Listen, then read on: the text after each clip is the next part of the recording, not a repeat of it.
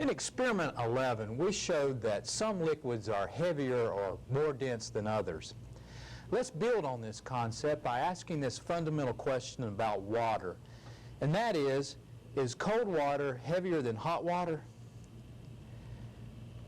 To answer our question, let's take a glass of hot water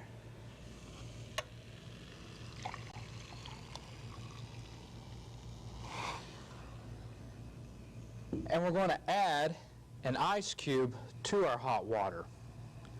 Now, I've colored this ice cube with red food coloring so that we can see the cold water that forms when the ice cube melts, so we can see that cold water and see what happens to it as it's in the hot water. So I'm going to place my ice cube in the hot water. Notice that the ice cube floats in the hot water. Ice is less dense. Now look very carefully at the ice cube and you can see streams of red moving down through the hot water. As the ice cube melts, cold water is formed, and we can actually see the movement of the cold water down through the hot water with our red food coloring. Now, let me come back to the ice cube. The ice cube is less dense than water, so it's floating. As the ice cube melts, cold water is formed, and as we can see by the streams of color moving down, cold water is more dense than hot water, and that's why it drops to the bottom. Now, eventually our glass of water becomes completely colored with the food coloring. We learned in experiment 1 that molecules move. In experiment 2, we learned that hot molecules move faster than cold molecules.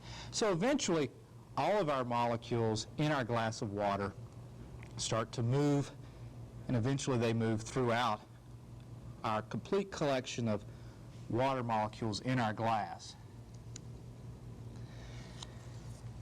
Have you ever heard of the fall overturn of lakes? Well, in the autumn or early winter, the water on top of lakes becomes colder because the air above it is getting colder. As the water on the surface of a lake gets colder, it gets more dense. Eventually, the water on the surface of a lake becomes more dense or heavier than the water underneath it. So, what happens is the heavier water on the surface, which is also colder, will actually move down to the bottom of the pond or lake. And the less dense or warmer water on the bottom of the lake moves up. And this is what is called the fall overturn of lakes. Why don't you ask a person who enjoys fishing if they like to fish during the fall overturn of lakes?